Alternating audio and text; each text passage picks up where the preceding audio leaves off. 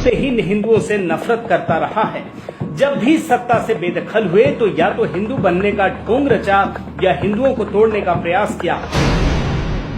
सबूत नंबर 1, 7 फरवरी 1916 जवाहरलाल नेहरू और कमला नेहरू की शादी में नेहरू ने 3 कार्ड छपवाए।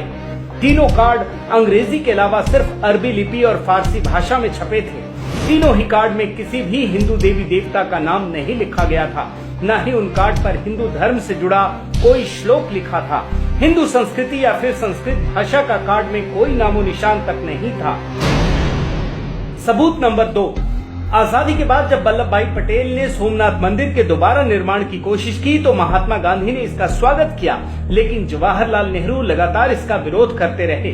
यहाँ तक कि जब तत्कालीन राष्ट्रपति राजेंद्र प्रसाद वहां गए तो उन्होंने बकायदा उन्हें जाने से मना किया और विरोध भी दर्ज कराया। सबूत नंबर 3, बनारस हिंदू विश्वविद्यालय में हिंदू शब्द रखने पर जवाहरलाल नेहरू को घोर आपत्ति थी। उन्होंने इस शब्द को हटाने के लिए कहा था। पंडित मदन मोहन मालवीय पर भी दबाव डाला था। हालांकि उन्होंने अलीगढ़ मुस्लिम यूनिवर्सिटी में मुस्लिम शब्द रखने पर कभी आपत्ति नहीं जताई। सबूत नंबर 4, वंदे मातरम को राष्ट्रगीत बनाने पर जवाहरलाल नेहरू ने आपत्ति जताई थी। उन्हीं की आपत्ति के बाद मुस्लिमों का मनोबल बढ़ा, जिससे आज तक मुस्लिम वंदे मातरम गाने का विरोध करते हैं। सबूत नंबर 5, 7 नवंबर 1966 दिल्ली में हजारों नागा साधु इकट्ठा होकर ये मांग कर रहे थे कि गाय की हत्या बंद होनी चाहिए। इंदिरा गांधी किसी भी कीमत पर गौ हत्या बंद करने के मूड में नहीं थी। फिर क्या था, दिल्ली में ही इंदिरा गांधी ने जालियांवाला कांड दोहराया और जनरल डायर की तरह हजारों नागा साधुओं के ऊपर गोलियां चलवा दी। इस गोलीबारी में 6 साधु की मौत हो गई थी। यही नहीं, उस समय गौ भक्त माने जाने वाले गुलजारी लाल नंदा को इंदिरा ने गृह मंत्री पद से हटा दिया। इस घटना के बाद इंदिरा गांधी कई राज्यों में चुनाव हार गई थी।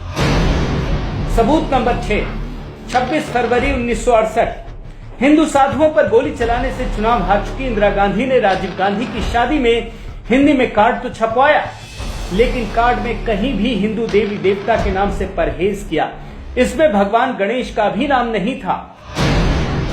सबूत नंबर 7, नेहरू गांधी परिवार ने कभी कोई हिंदू त्योहार पारंपरिक रूप में नहीं मनाया। जिस प्रकार रमजान में यह परिवार हर साल इफ्तार पार्टी का आयोजन करता है, वैसा आयोजन आज तक कभी नवरात्रि में उनके घर पर नहीं हुआ। कभी कन्याओं को भोजन नहीं कराया गया, कभी किसी ने दीपावली में दिए जलाते नहीं देखा। सबूत नंबर 8, राहुल गांधी की उम्र 48 साल जबकि प्रियंका गांधी की 46 साल। कभी राहुल को प्रियंका गांधी से किसी ने राखी बंधवाते नहीं देखा, जबकि हिंदुओं में भाई बहन का रिश्ता बहुत ही पवित्र माना जाता है। कोई भी हिंदू परिवार रक्षाबंधन से परहेज नहीं करता। सबूत नंबर 9, राहुल गांधी सिर्फ मोदी को हराने के लिए हिंदू बने हैं, वरना पूरे नेहरू परिवार का कभी भी हिंदू धर्म से नाता नहीं रहा है। यहाँ तक कि हिंदू पर्व त्योहारों में बधाई देना भी अपमान माना जाता है। उदाहरण के लिए इस साल पहली बार कांग्रेस दफ्तर में होली बनाई गई। इससे पहले अघोषित बैन था। राहुल गांधी ने पहली बार लोगों को 2017 में दिवाली की शुभकामनाएं दी। सबूत नंबर 10, नेहरू गांधी परिवार कभी भी राम मंदिर निर्माण का समर्थन नहीं करता, बल्कि राम मंदिर के निर्माण को लेकर सुप्रीम कोर्ट में होने वाली सुनवाई में भी कांग्रेसियों ने रोड़ा अटकाने का काम किया है।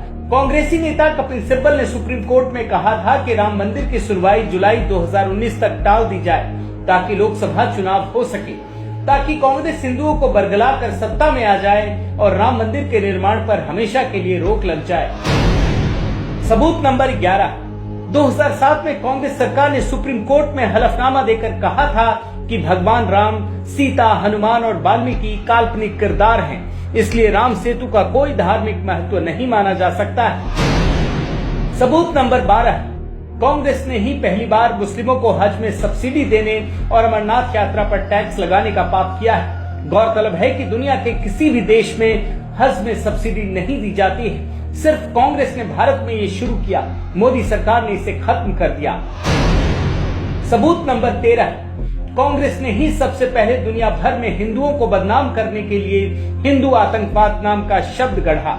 एक ऐसा शब्द ताकि मुस्लिम आतंकवाद की तरफ से दुनिया का ध्यान भटकाकर हिंदुओं को आतंकवादी सिद्ध किया जा सके।